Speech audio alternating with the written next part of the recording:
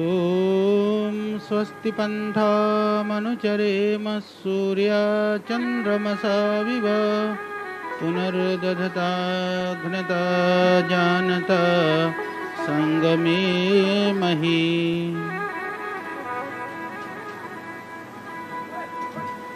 मर्यादा पुरुषोत्तम भगवान श्री रामचंद्र की चरण शरण होकर के अपने आप को भक्ति से, श्रद्धा से, समर्पण से जोड़ करके उस आध्यात्म की विरासत को प्राप्त करने के लिए यहाँ पर सभी उपस्थित श्रद्धालु भक्तजन और आयोजक परिवार, भक्ति वह होती है जो अपने आप को अंदर से झंकृत करती है। बाहर के जो शोरगुल हैं उससे अपने आप को मुक्त करके अंतर की तरफ ले जाती है। इसी तरह की ऊर्जा के साथ में आपको जोड़ने का कार्य करते हैं हमारे अग्रज, मेरे पूज्य श्रद्धेय मुरलीधर जी महाराज। क्योंकि आज सब कुछ वो कर्म प्रधान हो गया है। तुलसीदास जी ने यद्यपि कहा है कि ये संसार ही कर्म प्रधान है, पर वस्तुतः हम ये भूल गए हैं कि कर्म करने की शक्ति के लिए भी कैसे हमको ऊर्जा चाहिए, वो भक्ति है। भक्ति की शक्ति ना हो तो कर्म में भी गड़बड़ा जाएगा, वो कर्म भी कभी सही नहीं हो सकता है। इसलिए ऋषियों ने कहा कर्मणा गहनो गति, जो कर्म की गति होती है बहुत गहन है। तो संसार की जो आपाधापी है, भागम भाग है, प्रतिस्पर्धा है, कंपटीशन है, वो करना ही है क्योंकि जीवन का पार्ट है और भगवान का आदेश भी है। हमारे यहाँ शास्त्रों में वेद भगवान स्वयं कहते हैं कुर्वन्यवेह कर्माणि जिजि विशिक्षतम समा एवं त्वयि न अन्यथे तो अस्ति न कर्म लिप्यते नरे। हे मनुष्य, तू जीने की अभिलाषा तो कर, पर कैसे कर? कर्म करते हुए कर।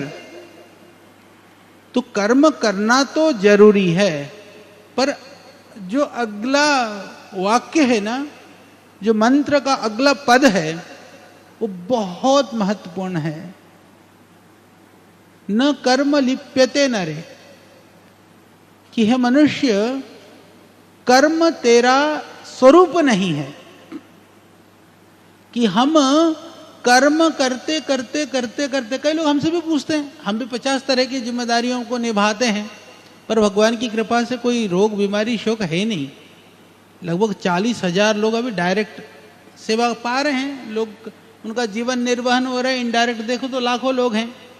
व्यस्तताएं देखो तो ठीक है। कई बार क्या होता है ना, किसी गृहस्थ के पास जाओ, व्यापार धंधा करते हैं, सब करते हैं, तो कहते जी आचार्य जी हम तो बस गृहस्थी है ना, परिवार चलाना पड़ता है ना, इसलिए ये भी बीमारी है, ये भी परेशानी है, ये भी चीज़ें हैं। तो हम अपनी कमजोरियों को कहीं ना कहीं अपने कर्मों के साथ जोड़ लेते हैं कि हम काम करते हैं, हम व्यापार करते हैं, हम उद्योग करते हैं, हम घर चलाते हैं, इसीलिए हम परेशानी में हैं। वस्तुतः यदि वेद भगवान के अनुसार हम सोचें, एवं तो नान्य थे तो अस्ति न कर्म लिप्यते नरे, कि हे मनुष्य, कर्म करते हुए तू ऐसा रहे कि अलिप्त रहे, यानी कर्म तेरा स्वभाव नहीं है, कर्म तेरा एक रेस्पॉन्सिबिलिटी है।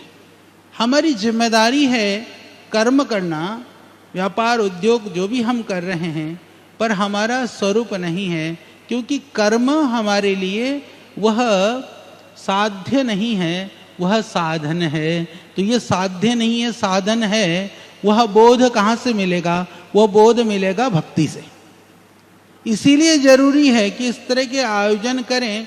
और सच मानिए, क्योंकि महाराज जी यहाँ पर मेरे बहुत ही श्रद्धेय भाई साहब हैं, ये बैठे हैं, इसलिए मैं ही नहीं कह रहा हूँ।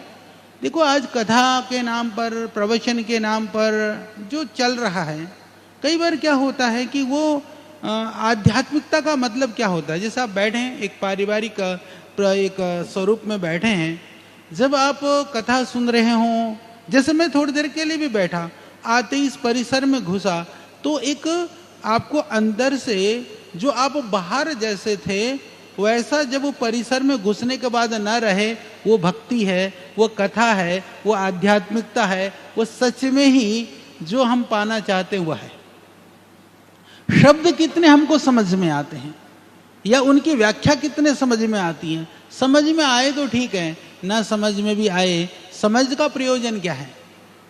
समझने का मतलब तो यही है ना, अंदर से सुकून शांति मिले। बिना समझे भी मिल रहा तो फिर शांति का आनंद लो, मस्ती लो। तो समझने में क्यों जोर ताकत लगानी, कोई जरूरत नहीं है। बस ये महसूस करिए कि जो हमको अनुभूति हो रही है ना, वो अनुभूति हमसे छूटे नहीं। क्योंकि एक डोर में बंधे रहते हैं ना, तो फिर दुनिया में उस पतंग कितने भी आसमान की ऊंचाई पर उड़ते रहे, कुछ फर्क नहीं पड़ता। पर डोर टूट जाए ना, फिर उसका कुछ पता नहीं चलता। तो ये जो आध्यात्मिकता है ना, हमारी जो सनातन, आजकल बहुत बात होती है सनातन धर्म की, सनातन धर्म की गौरव की, सनातन की जो वैभव की, हमारी प्राचीनता की, ये सही बात है। हम गौरवशाली अतीत और इतिहास के पार्ट हैं। हम सौभाग्यशाली हैं कि हमारे ऋषियों ने, महर्षियों ने, मुनियों ने, हमारे पूर्वजों ने हजारों हजारों वर्ष तक तप कर करके, साधना करके जो पाया वो हमको सहज रूप से दिया। ये हमारा सौभाग्य है। आज जो मानस का पाठ आप कर रहे हैं, भगवान श्री राम की कथा आप सुन रहे हैं, या आध्यात्मिक बाकी जो प्रसंगों को आप सुन रहे हैं, हमको तो सहज रूप से प्राप्त है ना। एक जगह पर बैठ करके हम आराम से पा रहे हैं ना, उसको आराम से श्रवण कर रहे हैं, सुन रहे हैं। परंतु यहाँ तक इन चीज़ों को पहुँचने में आप कल्पना कर सकते हैं कितनी सदियाँ व्यतीत हुई, कितने ऋषियों ने तप किया, कितने ऋषियों ने जंगल का को खाक छाना होगा, गुफाओं में, कंदराओं में, न जाने कितनी रातें उन्होंने अपने आप को तप से तपा करके आज हमको उस शांति और तृप्ति को देने का एक उपक्रम प्रदान किया है। तो ये हमको समझना है। तो कहीं मैंने पढ़ा था कि देव, यदि आपको देव का यजन करना है तो देवता बन करके ही देवों की पूजा की जा सकती है। तो ऐसे ही कथाओं का श्रवण करना है। जब आप बैठे हैं घर से निकल करके यहाँ पर आए हैं ना, आप ऐसा सोचो ना, चाहे दिल्ली में बैठे हैं, ठीक है, पंडाल के अंदर बैठे हैं, ऐसा सोचो कि आप ऋषि महर्षियों के साथ कंदराओं में, गुफाओं में, हिमालय में जा रहे हैं, जाते हुए वो आपको उपदेश कर रहे हैं। जब ये बोल रहे हैं, प्रतिनिधि हैं ये, यहाँ पर मुरलीधर जी महाराज जी, ये इनके रूप को भूल जाओ, इनके शब्दों में सोचो कि इनके पीछे से जो ऋषि लोगों की जो आत्मा है, वह शब्द के रूप में आपके कानों में कुछ घोल रही है, किसी चीज को डाल रही है। तो ऐसा आप अनुभव करेंगे तो आप ज्यादा ग्रहण कर पाएंगे। तो स्वाध्याय से इष्ट देवता संप्रयोग कहा गया कि वास्तव में जो इष्ट हैं आपके, जो आपके देवता हैं, जिनके प्रति आपकी श्रद्धा है, जिनके प्रति आपकी भक्ति है, जब आप साधना में होते हैं, जब कथा का श्रवण कर रहे होते हैं, तो ऐसा आपको महसूस करना चाहिए कि वह ऋषि, वह देव हमको साक्षात अपने शब्दों की वर्षा कर रहे हैं, हमें प्रेरित कर रहे हैं, हमें प्रेरणा कर रहे हैं। तो आप सौभाग्यशाली हैं इस तरह के जो स्वयं, क्योंकि आजकल तो मैंने जैसे कहा कि हर कार्य में दिव्यता है तो कहीं विकृतियां भी हैं। विकृतियों की बात हमें नहीं करनी चाहिए। पुनरपि कथा आदि का श्रवण उनसे सुन लेने में जो कथा को जीते हों। मैं हमेशा कहता हूं कि मुरलीधर जी महाराज ऐसे व्यक्तित्व हैं जो कथा करते ही नहीं है, कथा को जीते भी हैं। और हमें सौभाग्य है कि ऐसे जीवंत आत्मा, ऐसे ऊर्जावान आत्मा के साथ में आपको जुड़ करके उस विधा से जुड़ने का आपको मौका मिल रहा है। तो इस जो आपने 5 दिन कथा का जो श्रवण किया है उसका आनंद लिया है, बाकी भी लीजिए। और कथा वो जीवन का अंग बने, हमारे संग रहे, वो कभी हमसे ओझल ना हो पाए। मैं गुरुकुल का पढ़ा हूँ, महर्षि स्वामी दयानंद से किसी ने पूछा कि बोला ये बताओ ऋषि कि ये जो धार्मिक कोई है या नहीं है, इसको पता कैसे लगाए? कोई व्यक्ति धार्मिक है कि नहीं है? तो प्रश्न ये हम सब के लिए है, हम अपने आप भी सोच सकते हैं। तो ऋषि दयानंद ने एक बहुत सुंदर उत्तर दिया कि क्या कि धार्मिकता की पहचान तो यह है कि जीवन में जब पहाड़ जैसी विपत्ति भी आए वह विचलित न हो, वो धर्म का लक्षण।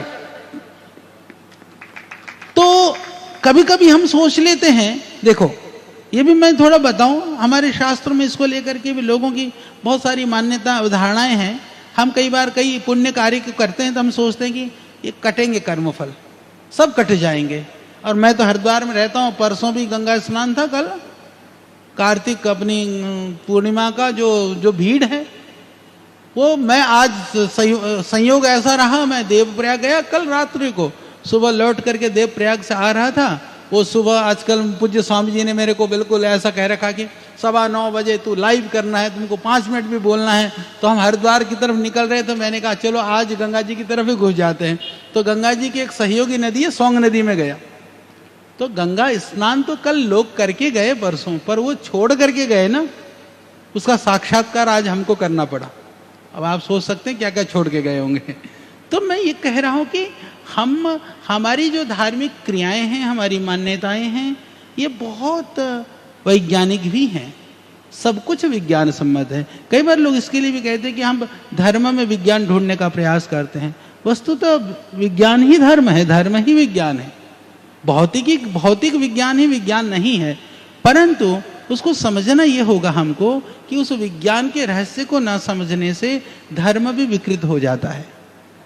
यदि धर्म पूर्वक, इसीलिए सनातन धर्म ही एक ऐसा धर्म है जो हमें शंका करने को, प्रश्न करने का, हमें पूछने का सब अधिकार देता है। यहाँ पर आंख मूंद करके भेड़ की तरह चलने की कोई बात नहीं होती है। इसलिए आप प्राचीन ऋषियों के भी ग्रंथ देखेंगे तो उनके मत जो है भिन्न भिन्न थे, उनके प्रस्तुत करने की शैलियां भिन्न भिन्न थी। आप उपनिषदों को पढ़िए, दर्शनों को पढ़िए, परंतु अंततः उनका लक्ष्य एक ही था। वो परमपिता परब्रह्म की जो उस असीम, जिसका जो स्वरूप है कि यह लौकिक, यह लोक क्या है, परलोक क्या है, उस परलोक का मार्ग क्या है, इस सृष्टि की प्रक्रिया क्या है, इस सृष्टि का संचालन कैसे हो रहा है, इतनी गहन विषयों को उन्होंने बहुत सुगमता के साथ, सरलता के साथ हमें बताया। हमें सिर्फ ये नहीं कहा कि, हमको ये भी कहा कि कैसे साधना करनी है, कैसे उपासना करनी है। साधक और उपासक वो बेहतर हो सकता है जो शंकाओं से मुक्त हो। कंफ्यूज आदमी तो चाहे आध्यात्म में कंफ्यूज हो चाहे दुनिया में हो। यदि आप बिजनेस व्यापार करते हो, जो कंफ्यूज आदमी होता है ना, जिसको कॉन्फिडेंस नहीं है, वो कुछ नहीं कर सकता, थोड़ा बहुत करके कहेगा है राम करेगा वो बैठ करके। इसी तरह से अध्यात्म में भी प्रयास चाहिए, वो सतत निरंतर प्रयास चाहिए। कभी कभी हम ऐसा सोच लेते हैं कि ठीक है थोड़ा कथा कर लिया, थोड़ा सुन लिया, सुबह आधा घंटा 20 मिनट बैठ करके, नहीं। पूजा थोड़ी देर के लिए करिए, सही बात है, 24 घंटा नहीं कर सकते, पर पूजा वाली जो दृष्टि है ना वो 24 घंटे रहनी चाहिए। तो जो हमारी मनस्थिति है, मनस्थिति परिस्थिति से ना बदले तो ही हम धार्मिक कहलाने योग्य हैं। तो ऋषि दयानंद ने हमें यही कहा कि पहाड़ जैसी विपत्ति आने पर भी, परिस्थितियां चाहे कैसी भी हो, यदि हमने धर्म का अनुसरण किया है, क्योंकि हम सब कहते हैं ना कि धर्मो रक्षति रक्षितः, कि क्या है ये, धर्म को हमें, हमारी जरूरत नहीं है, धर्म को हमारी कोई जरूरत नहीं है, सनातन को भी हमारी जरूरत नहीं है, पर मानव जीवन बचा रहे, हमारी परंपराएं बची रहे, इसलिए हम सबको उस सनातन परंपरा और उस गौरव की आवश्यकता है। तो इस कथा के माध्यम से, क्योंकि मैं ज़्यादा विघ्न नहीं बनूंगा आपके बीच में, तो पूज्य महाराज जी का आदेश था, हम आए आपको देख करके। सच में यह आपका सौभाग्य जो आप यहाँ पा रहे हो। दिल्ली में होना, व्यापार करना, वो परमात्मा की कृपा है, पर उस कृपा को सौभाग्य में परिणित करने का यह उपक्रम है। तो इसीलिए आनंद के साथ में हमको जो मिल रहा है, ध्यान रखना, जो हमको मिल रहा है, चाहे सुख के रूप में चाहे दुख के रूप में, जब सुख के रूप में मिल रहा है ना, उसको तो ऐसा मानना कि प्रभु ने इतनी कृपा करी है, मैं तो इतना पात्र नहीं हूँ, मेरी पात्रता नहीं है, मेरी योग्यता नहीं है, भगवान ने फिर भी ज्यादा दे रखा है, ध्यान रखना। और दुख मिले ना तो समझ लेना भगवान ने बहुत थोड़ा दिया हुआ है, क्योंकि मेरे कर्म तो इससे भी बुरे हैं। समझ में आई बात?